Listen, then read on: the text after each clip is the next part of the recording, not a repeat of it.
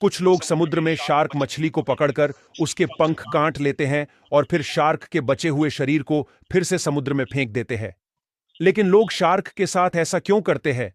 Shark को वापस समुद्र में फेंकने से क्या फायदा होता है? और बिना पंख की शार्क समुद्र में जाकर क्या करती है? आइए जानते हैं समुद्र में होने वाली शार्क मछली की यह अजीबोगरीब घटना के बारे में। शार्क के दांत इंसानी दांतों के मुकाबले 100 गुना ज्यादा मजबूत होते हैं। एक शार्क अपने जीवन काल में 20,000 से 30,000 दांत बदल सकती है। इंसान की मुंह में जैसे ऊपर और नीचे दांत की एक एक लाइन होती है, वैसे ही शार्क के मुंह में एक साथ 10 से 15 लाइन होती है। व्हेल शार्क के मुंह में 3,000 जितने छोटे दांत होते हैं, जो कई पंक्तियों में बिठाए हुए होते हैं, जो अब तक के सबसे ज्यादा दांत है। ज्यादातर जीव में बच्चे पैदा करने के लिए नर और मादा दोनों की जरूरत होती है, लेकिन शार्क की कुछ प्रजाति में नर के बिना ही सिर्फ मादा बच्चे पैदा कर सकती हैं। इस प्रक्रिया को पार्थेनोजेनेसिस कहा जाता है। जब मादा शार्क के शरीर में अंडे का उत्पादन होता है, तब इन अंडों को निषेचित करने के लिए नर के शुक्राणु की जरूरत होती है।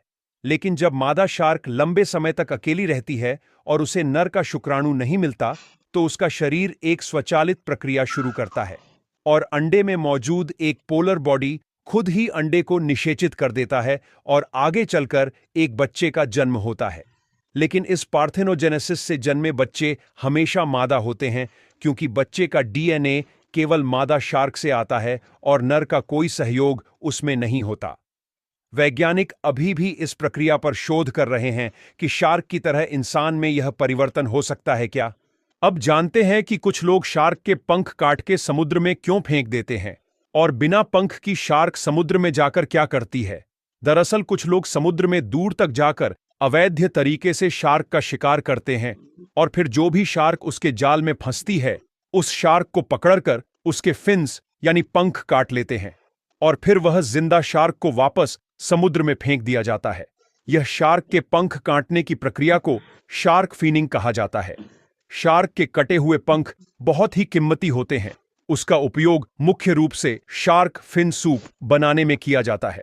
एशियाई देशों जैसे कि चाइना, जापान और कोरिया में यह एक लग्जरी डिश मानी जाती है और धनवान लोग उसे काफी पसंद करते हैं। एक डिश फिन सूप की कीमत 10,000 रुपए से भी ज्यादा होती है। सिर्फ शार्क फिन सूप बनाने के लिए हर साल 10 करोड़ से ज्यादा शार्क का शिकार किया जाता है। कई देशों में शार्क फिनिंग पर रोक लगा दी गई है, लेकिन अब भी यह अवैध रूप से जारी है।